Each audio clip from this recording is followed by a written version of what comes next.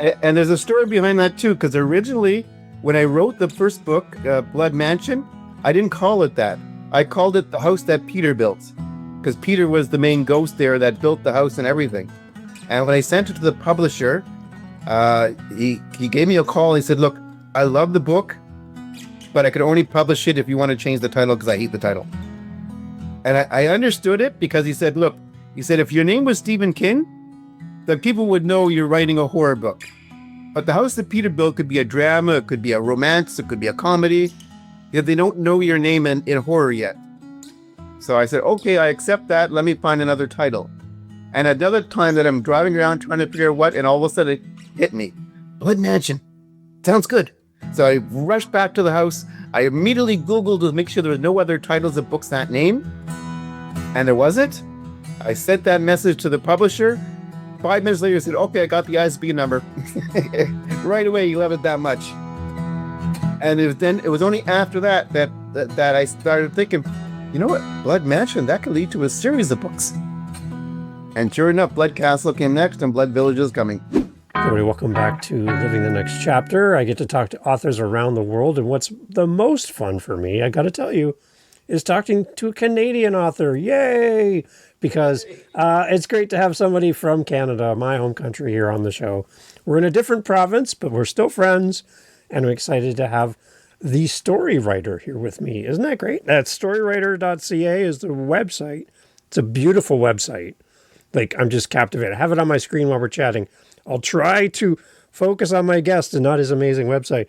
Really excited to have Robert here on the podcast. Robert, welcome to the show. Glad to have you here. Thank you very much. It's great to be here. Excellent. I love the website, my friend. Well done. There's a lot of stuff going on here. Let's talk a little bit right from the beginning about your website, storywriter.ca. Great website address, by the way. First-time viewer to your website. What are we going to see? Because I'm enjoying it right now. Well, it starts off, of course, with what my latest publications are, which is the Blood series, Blood Mansion, Blood Castle. I also talk about the other books coming up, which is A Devil of a Time coming out next month. I have a page, of course, about myself and my writing. I have a special page dedicated to fellow authors or indie authors that don't really get much publicity. So I read their books and then I put a little blurb on my website for them. Nice. I always clear it with them ahead of time, of course. And then, of course, I have some about my other writings. I write for children sometimes, and I also do special stories. You know, people ask me to do a story for their child or something like that. So I get the information and I write them a story for a fee. Wow. Okay, maybe not as scary for a child. No, obviously not for the children. Okay, all right. Depends on what they want, because there's one I have up there, for example, that says it's called a tooth fairy. I wrote that many years ago for a friend. She had a niece who was afraid of the tooth fairy. So I told her, give me information. What's her favorite toys? What's her favorite activities? And I wrote a story where she helps the tooth fairy save the children. Wow. And after that, apparently she wasn't afraid of the tooth fairy anymore. Nice.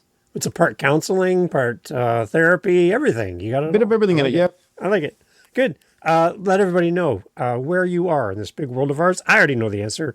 Listeners don't. Where are you? Where do you live? I'm in Montreal, Quebec, which many people know is more French than English. Right. So I'm one of the exceptions here. We're only 20% of the population. Although I speak French reasonably well, which is important here. Yeah. But overall, it's a comfortable climate. Not talking the weather, obviously, but I'm talking with the people, and very friendly, and lots of sights to see if anyone ever comes here. Good. Is that where you're born and raised? I was born in Montreal, raised mostly in Montreal, but also in Toronto. Oh, good. When I was younger, my parents a couple of times moved to Toronto. We even lived in a haunted house there, and then we moved back. Wait, there's a story there. A haunted house. Oh, yeah, there's a story there. Okay. Can you tell us a little bit about that? Because I think that would kind of feed into your writing a little bit. I was 13 years old. We had to move temporarily from my father's work to Toronto. And the house we moved into was a 100-year-old house. It came with all the furniture and everything like that. And everything seemed fine when we moved in, but then strange things started happening. Like, you know, you've heard of lights going off and on. You know, oh, it's an electrical problem. Except the problem is when you see the light switch going up and down, that's a different story. Okay. And some of the things that actually happened there I feature in some of my books. Okay. Like in the basement, there was a washer dryer. The washer was set at one end, the dryer at another. And to open the dryer, you had to really give it a pull. and a clothes, you had to slam it.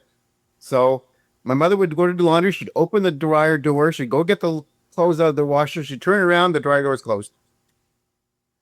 She'd finally get the clothes in. She started up. She'd leave. She'd come down an hour later. The clothes were wet because the dryer door was open. You know, Wow. little things like that. And that's featured in Bud Castle. Okay. So that really had an impact on you growing up then. Oh yeah, you never forget things like that. No, no.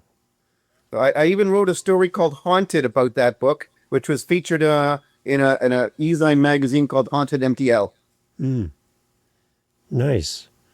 Okay. How long did you live at that house with all this weird stuff going on? We lasted 9 months. My parents stayed there the full year. We moved ahead. They moved us out ahead of time. Wow. Okay. Well, that's at that young age, that's definitely going to have an impression on you. That's amazing. And yet, the funny thing is, I didn't start writing haunted, ghost books until a couple of years ago, Okay. and that Were was you- inspired by another true life story. Were you a reader of those types of books as a kid? Not as a kid. Later on in life, yeah, but not as a kid. Really? Okay. As a kid, I was really heavy into sci-fi. Okay. That was my vibe back then. Wow. All right. For readers, how many books currently do you have available for us as readers? Well, there's 5 that are available to be purchased, all through Amazon. 2 are with a publisher, and 3 are self-published. It's a young adult urban fantasy featuring basically a cross between Harry Potter and the Hardy Boys. Oh, I like that. 3 young witches that use their abilities to solve supernatural mysteries. That's a good combo of 2 authors that people, or 2 writings that we would know for sure. That's an interesting combination. Yeah, and the funny thing is, when I started writing the first story, which called Third Time's the Charm, it wasn't supposed to be about witches or anything like that. The idea had been about a young orphan girl who's living in a girl's homes all her life, and all of a sudden finds out that she has a family and she's from a wealthy family. But then it just evolved from there. They started writing their own story to me, and it ended up she met her 2 cousins at this house that they never heard about before, that they didn't know they were from a rich family, and then they find out they're from a family of witches, and it took off from there. All right. So, from an author's perspective, what kind of authors inspire you? Like, is there an author or certain authors that you like to read? It's hard as to a name reader? them all because I read know. a book a week. Oh, wow. And- Yeah, on top of the writing and everything else I do in life, I read a book a week. And I mean, my younger days, it was like Isaac Asimov, Arthur Yep. C. Clarke, Ray Bradbury. Those, because as I said, I was heavy into sci-fi. But I've involved, nowadays, it's like could be David Woods, it could be Clyde Cussler, it could be any type of that. I really lately get into archaeological thrillers. Oh, that's an interesting one. Yeah, I like that. Yeah. Anything historical, I love too. Anything that's like based in history but still has a fantasy element to it, I like that as well. That's really interesting. Yeah. Well, I think for me, it's important when I'm reading a book, it's got to have as much fact behind it, even if it's all fiction, as Yeah. possible to make it believable. And I incorporate that into my stories too. So, like, I research every aspect of my books, even if it's about ghosts, because the ghosts in my books are all based on people who lived in the past. Interesting. I think it gives it a real element of reality of it. So you want to be scared when you're reading these books because it's a horror book, and you're more scared if you think there's some type of reality in it.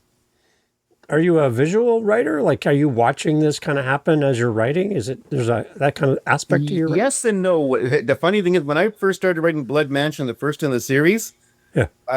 while writing the book, I would literally have nightmares at night that I was trapped in that house. Twice I had those nightmares. I couldn't get out of the house, and those psychotic ghosts were after me. Really?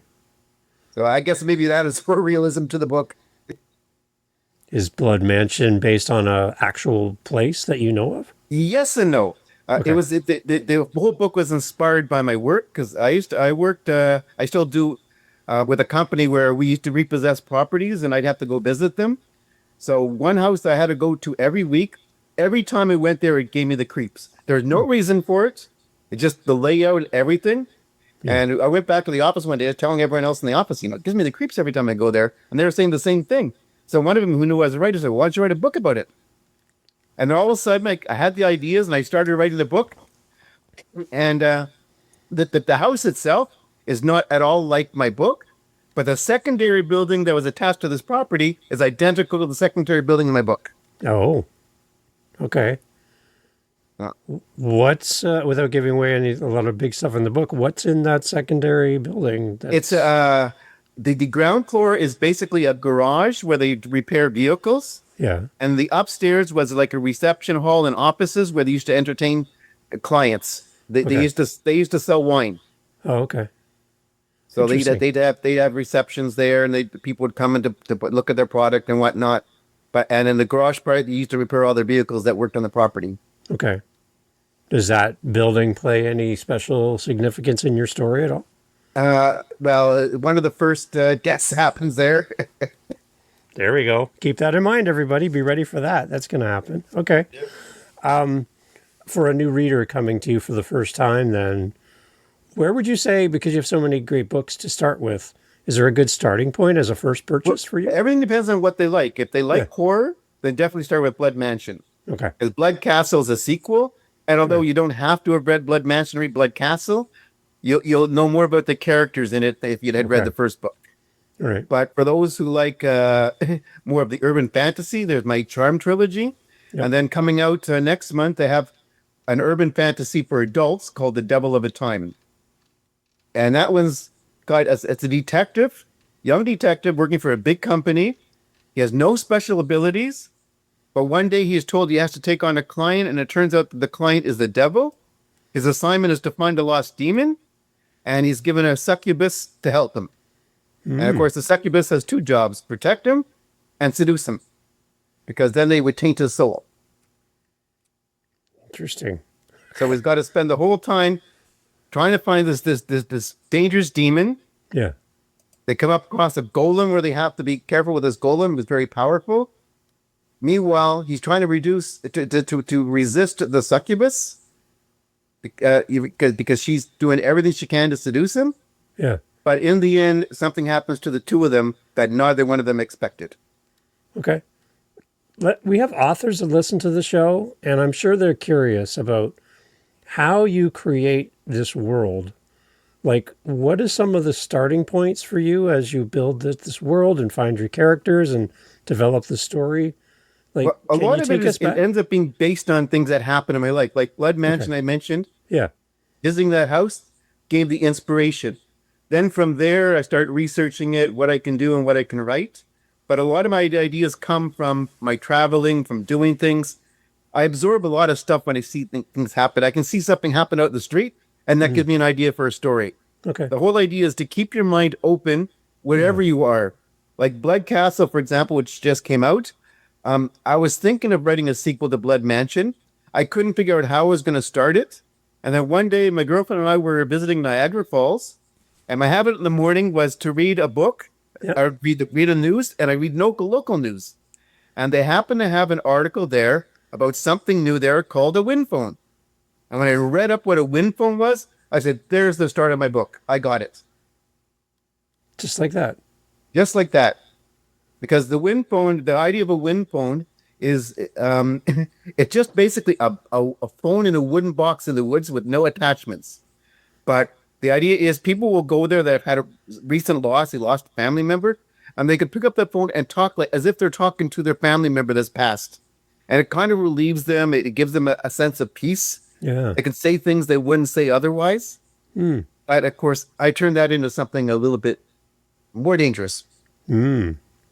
Interesting. Okay. That's I love that you're just always aware and you're always just kind of receptive to whatever's coming towards you, around you, and you're not like buried in your books in an office somewhere and you never go outside or you never get influenced by anything. You just let life kind of direct your thoughts and your writing. That's great. You never know when you're going to get an idea from, Yeah. and you should never be afraid to accept an idea. I mean, every time I get ideas, I'll write them down. Yeah. So I keep on my computer a set of documents for story ideas. Doesn't mean I'll use them all, but they're there. And if I'm trying to figure out what am I going to write next, I can look at the story ideas. Or I might be in the middle of writing a book. I said, what am I going to do the scene next? I'll go look at my story ideas, and there's something in there that I could use in my book. Right. They're like building blocks for you. Yeah. Yeah. I mean, I usually have like 4, 5, 6 Word docs open at a time when I'm working on something. Okay, so what else can we do to inspire an author that wants to write in a genre like yours? Any other suggestions you could give to somebody Yes. listening that would start? First off, never be afraid to write. Yeah, Don't care about what everyone else says about your writing. Write. You feel like writing, you do it. Because the worst thing people do is, I'm afraid to write because I'm afraid people are going to read it and they're not going to like it. right. You know what? Who cares? As long as you like it. Yeah, If you like it, then other people will like it eventually. Yeah. Once it gets out there, word gets out there. And I think a second thing that's very important too is when you're working on when you finish something and you think it's good, always have someone professional check it over, like editing. Because even in The Devil of a Time, which I've self-edited a dozen times, yeah, I sent it to a professional editor, and some of the changes he made and some of the errors she found was like amazing. I said, how did I miss that? How did I miss that? yeah. So write everything out. Don't be afraid to make a mistake while you're writing, because you could always fix it later. Right. Interesting. Yeah, that's a good point. To be self-editing at the time of writing is, you're just going to be going in circles. You know, I don't like that sentence. Do it again. I'm going to fix that grammar. I'm going to fix this, whatever, right? Just get it Another out. thing, Get it out. Every writer works differently. So don't think because one writer works one way, it's going to work for you. For me, I will write like 2 or 3 chapters, and then I'll go back and reread those chapters before they go to the next chapter. For me, is to refresh my mind or give me more ideas on where to go next. I do catch errors at the time, but that's not my idea from going back. Is to keep refreshing my mind. So I'll write a few chapters. I'll go back. Sometimes I'll go back after reading 8 chapters and read the whole thing again. Right. Because I'll pick up something I forgot I mentioned earlier.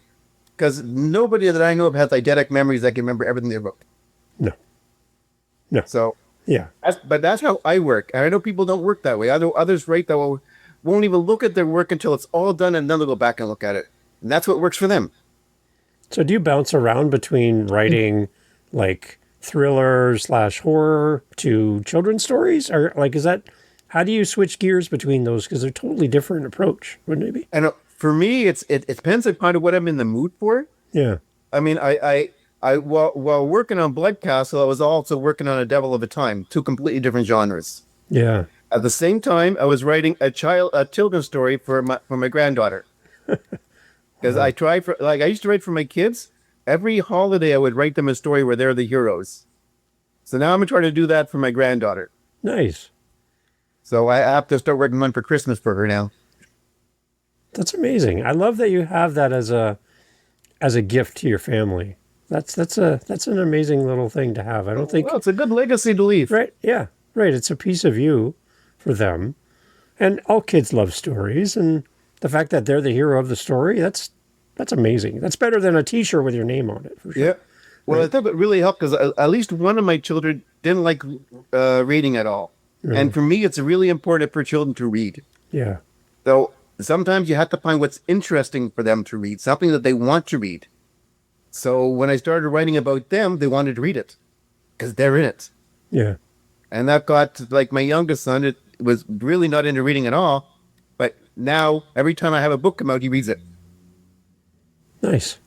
It's great. I love the idea, too, that you have on your website about the guest authors and promoting them. Where did the idea come to do that on your website? Well, I talk with a lot of different authors on different sites, whether it's Instagram or well, I call it Twitter still or whatever. And a few of them I talk to, they're not getting that much traction. Yeah. So I asked them, how would you like to be featured on my website? Some of them don't even have websites. So I told them what I wanted to do, because I speaking as authors, I wanted to give them a break too. And they love the idea. So that's why I do it. I have right now 10 or 11 where I describe their book, I rate it, and I tell what people can go to buy it.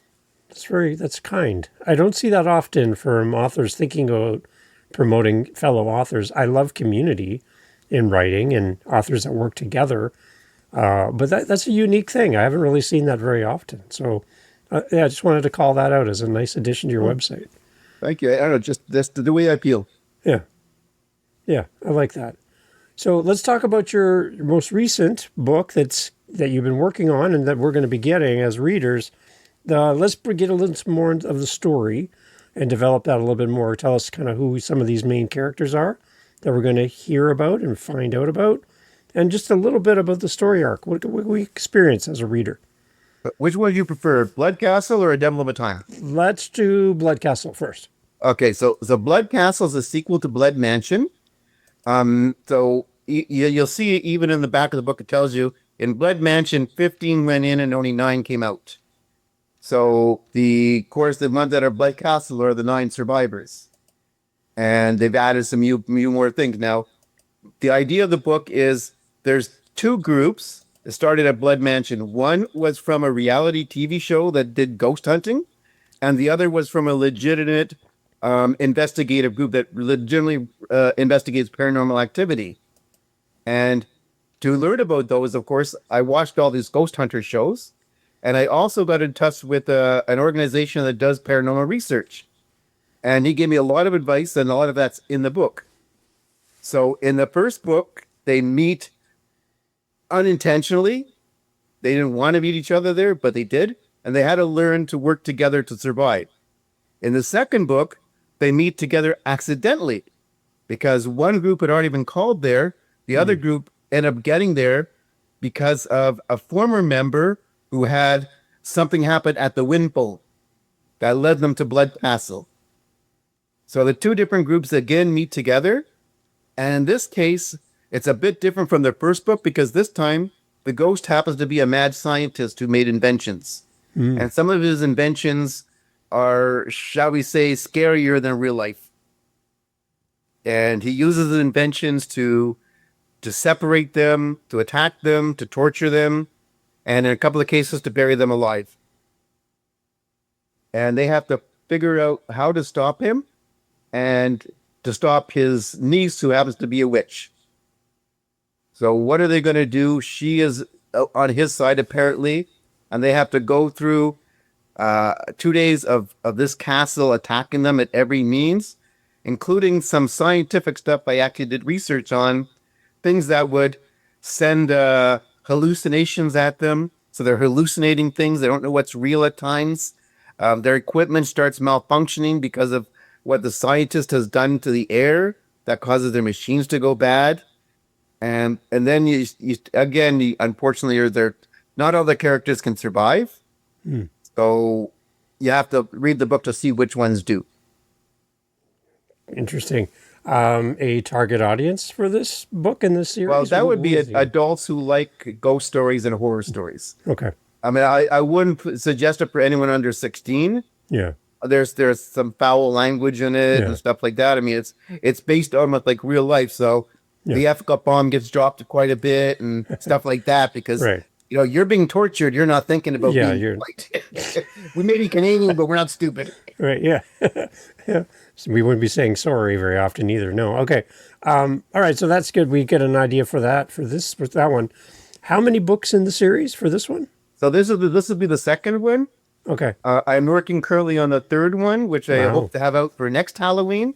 I'm hoping to have each Halloween one out. And that one will be called Blood Village. All timed around Halloween. That's the goal. So far, the publisher has been on board with that. Good. Yeah, that's interesting because you're basically writing to a calendar. Then you have a release date already predetermined, so you gotta stick up and go. Right, you don't have time to waste or take a 3-month break. You gotta work. Right. Well, fortunately, when the ideas flow, I can write fast. Like Blood Mansion, I wrote that in 6 weeks. Wow. So Blood Village is taking a bit longer because I had a lot of other projects going in the middle, but I've already written over 200 pages on that one there. So once the ideas could flow, I can sit there sometimes for hours on end and blow off 20, 30 pages. I love it. So you have Blood Mansion. You have Blood Village, you said? Blood Castles just came out. Castles, yeah. And Blood Village will be the next one. Will be the next one after that. Okay. Well, and they all start with blood, so they all work that's together? That's why I call it the Blood series. There you go. And there's a story behind that, too, because originally, when I wrote the first book, Blood Mansion, I didn't call it that. I called it the house that Peter built, because Peter was the main ghost there that built the house and everything. Yeah. And when I sent it to the publisher, he gave me a call. He said, "Look, I love the book, but I could only publish it if you want to change the title because I hate the title."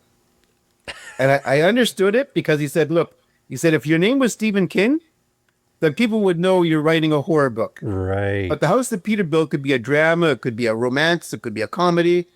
Yet they don't know your name in horror yet." So I said, "Okay, I accept that. Let me find another title." And another time that I'm driving around trying to figure out what, and all of a sudden it hit me. Blood Mansion. Sounds good. So I rushed back to the house. I immediately Googled to make sure there was no other titles of books that name, Yeah. and there wasn't. I Nice. sent that message to the publisher. 5 minutes later, I said, "Okay, I got the ISBN number." Right away, he loved it that much. Wow. And it was only after that I started thinking, you know what, Blood Mansion, that could lead to a series of books. Hmm. And sure enough, Blood Castle came next, and Blood Village is coming. Okay. Interesting. All right. So we have that series that we can fall in love with. Let's talk about more because, again, there's so much to talk about. What else can we fall in love with as a reader? And kind of who is the reader for this next section of things that you have to offer? So for the us next readers? one that's going to be coming out is The Devil of a Time. This one's Okay. going to be self-published because none of the publishers I approached seem to be interested in this type of a book. Okay. It's got a lot of religious stuff in it, but not religious as in, it's got Catholicism, but my version of Catholicism isn't necessarily the same as the Catholic churches.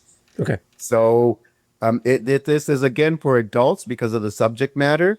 I mean, you're not going to have children reading about succubuses trying to seduce people, and some of the violence in the book.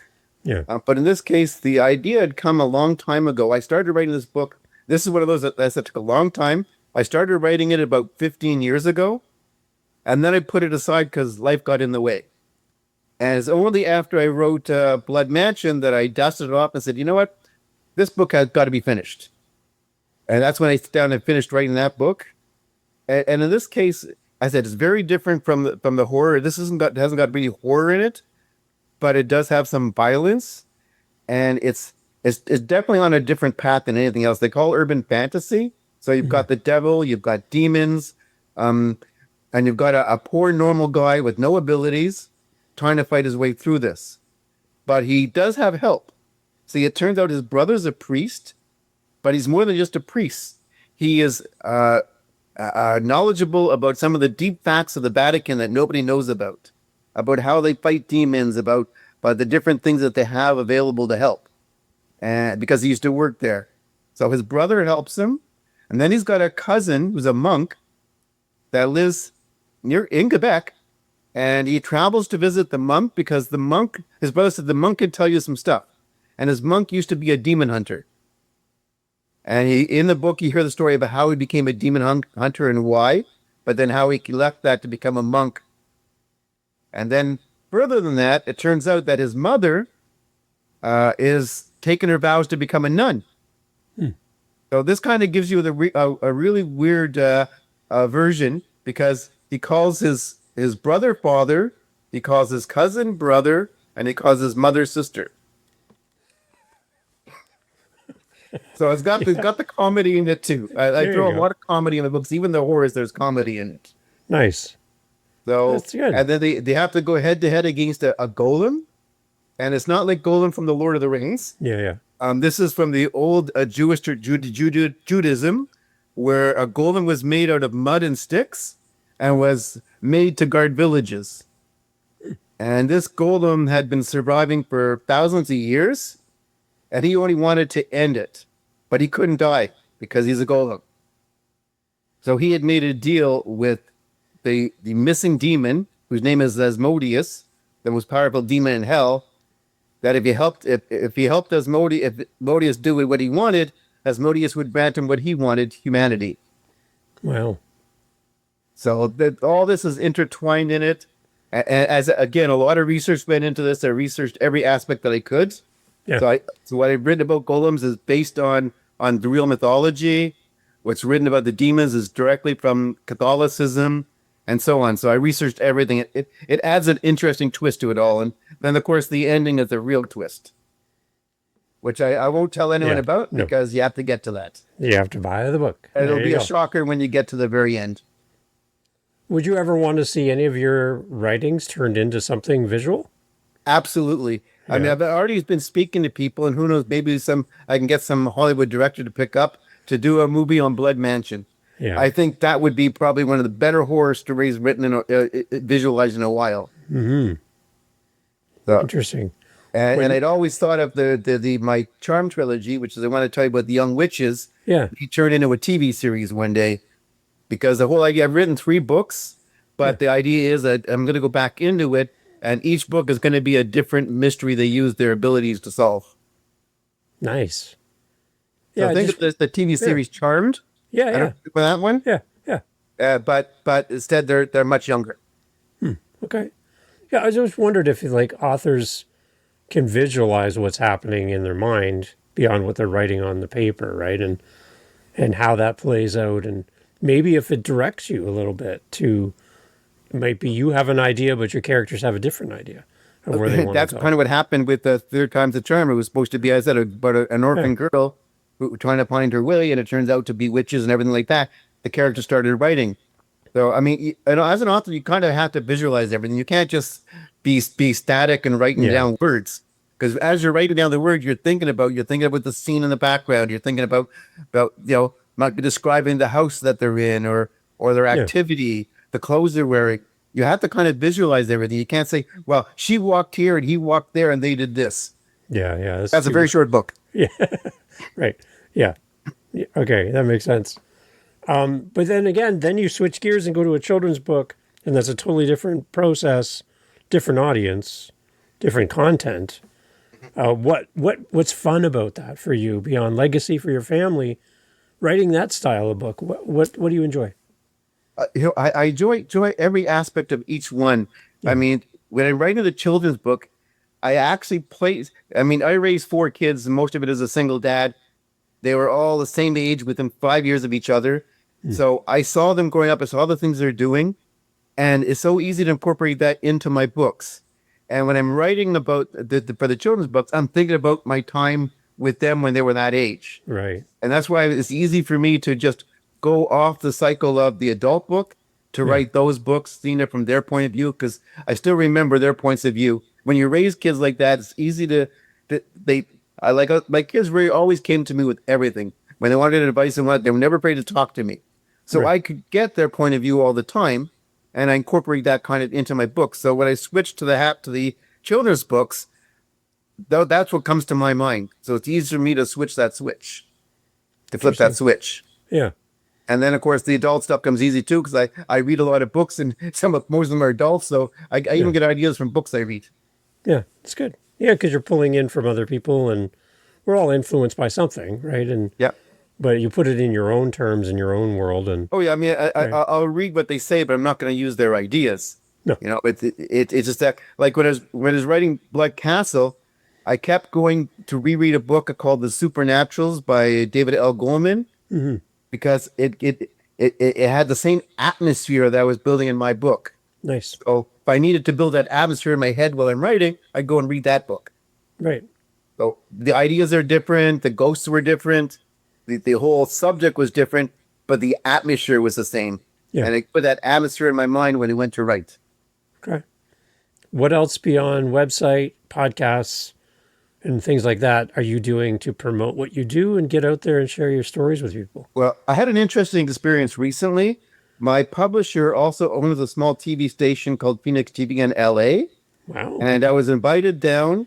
The Emmys this year, they do what they call a gifting suite, where they invite in some of the celebrities and whatnot, and they give them gifts and whatnot. We interview them. So I was invited down there to do some of the interviewing. So I got to meet these people. I did interview them. I even got to walk on the red carpet. Really? And there was another TV station there that interviewed me while I walked on the red carpet.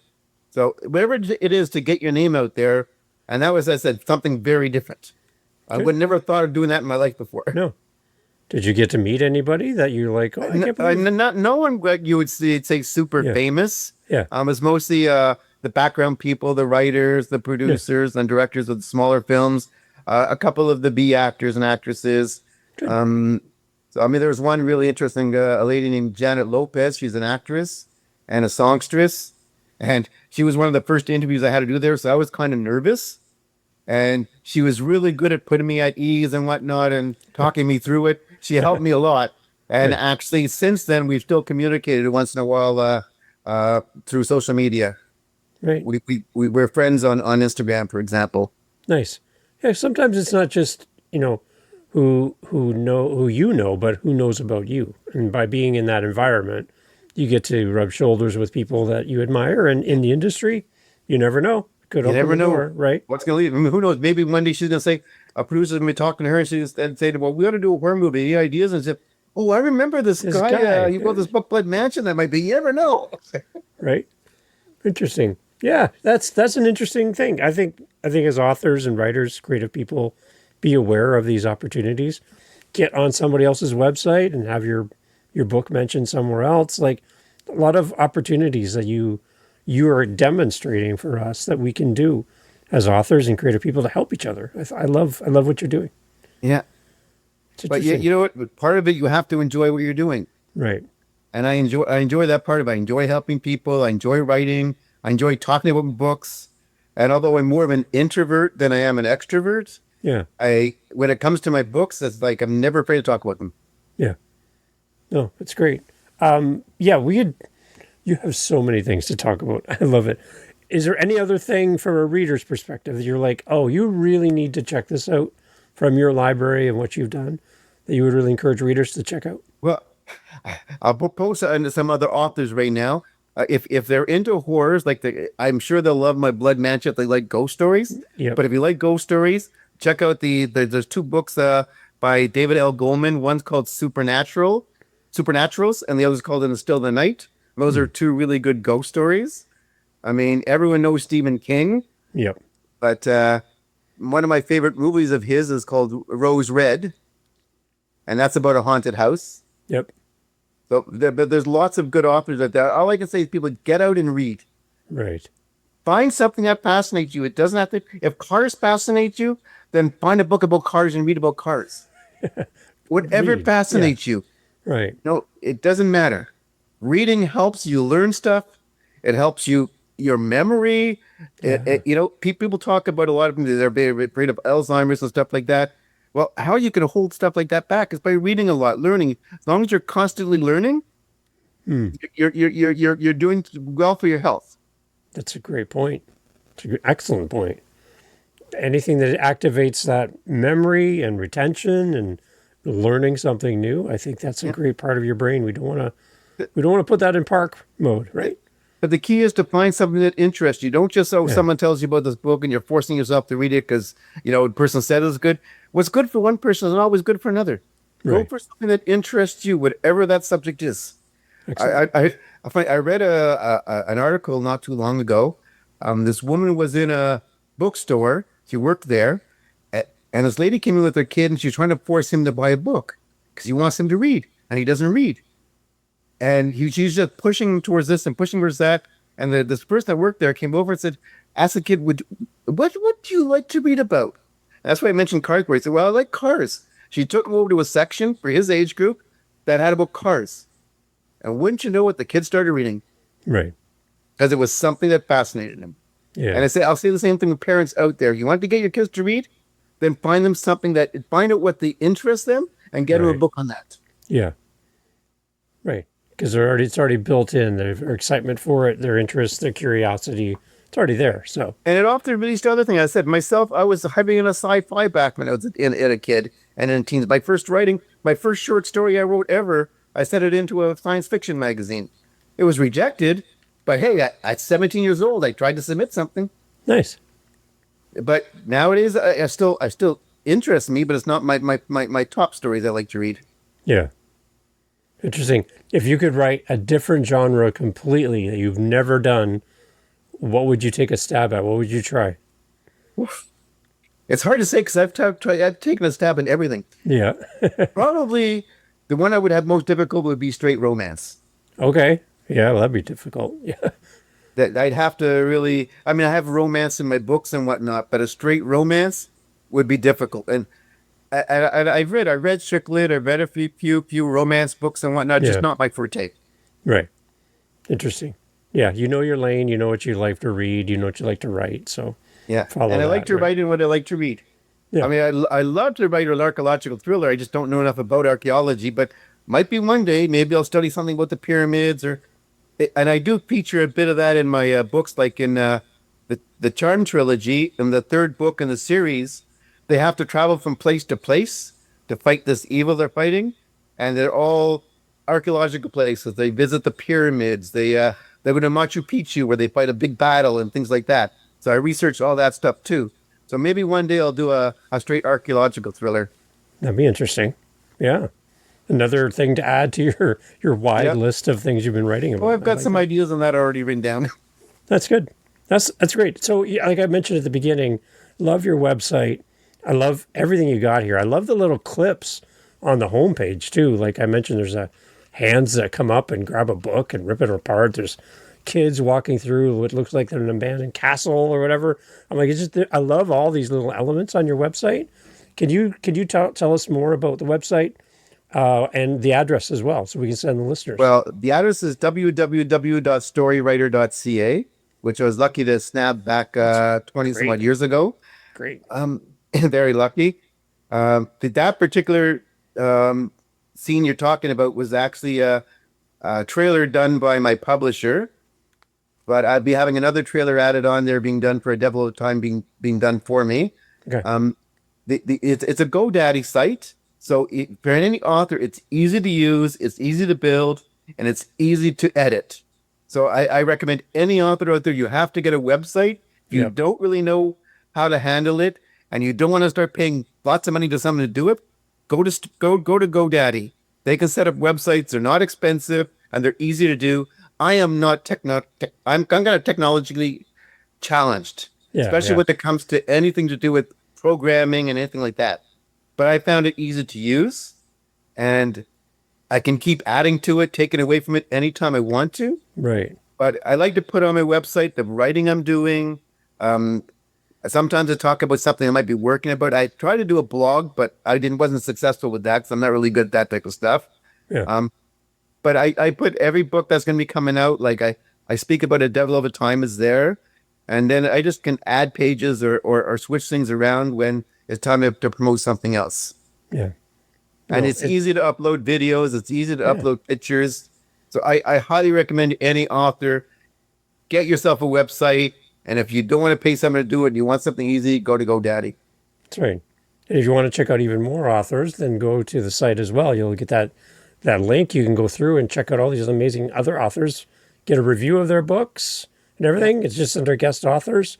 I've been reading through it. You got some great authors there as well, and I love that you do And that. they're all different types. There's some that Yeah. write horror. There's some that write chick lit. Yeah. There's one that's he writes about Canada's war past. Interesting. So him I know from high school. Oh, really? Good. That's how I ended up putting his book there. I asked him when he put it out. I said, "Hey, would you want me to mention it on my website?" He said, "Love it." So I put it on the website. Smart. It's really nice. I like that you do that. It's a great idea. Excellent.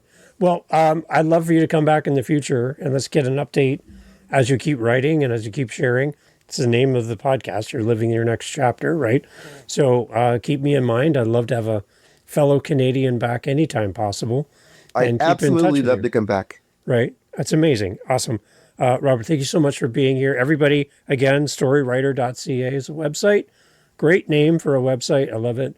Everyone's got to go check it out when you buy Robert's books. Not if, when. I would love for you to leave a great review. Robert, love to hear your thoughts about what you're reading, what you enjoy. Your feedback would be great. And go check out his amazing website. I'd love for you to check it out. Grab a copy of his books. Share this with somebody so that they'll also fall in love with this amazing author. And we'll get a lot of books sold. That's the idea of all of this. So again, Robert, thank you so much. I love that Right? happen. The more I get sold, the more time I can spend writing rather than doing other I things. love it. Robert, thank you so much for being part of the show. This is great. Thank you. Hey, thank you so much again for pressing play. As you've heard, great guests on the show. And one thing you didn't hear in this conversation is what? What did you not hear? Think about it for a second. That's right. Not a single solitary commercial for a mattress or a supplement or a whatever you call it. No. Why? Because we don't want to break up the conversation with commercials. So the fact that you're still here means that you are a fan of the show, I'm assuming. So if you want to help to keep the podcast going and to make me feel really happy, all I really care about is coffee, okay? I just got to be honest. I love coffee. I'm drinking one right now. It's starting to get cold. I need to warm it up. Helping us with our Buy Me a Coffee link over at livingthenextchapter.com and also in the show notes helps kind of keep the lights on around here. Remember, I'm doing this for free. I'm paying for everything. So I would love to have a little coffee donation, even $5 kind of fills up my cup. And I would love to enjoy a coffee from you. So if you're interested, again, thank you for listening. But you can use our Buy Me a Coffee link and fill up the cup. Thanks for being here.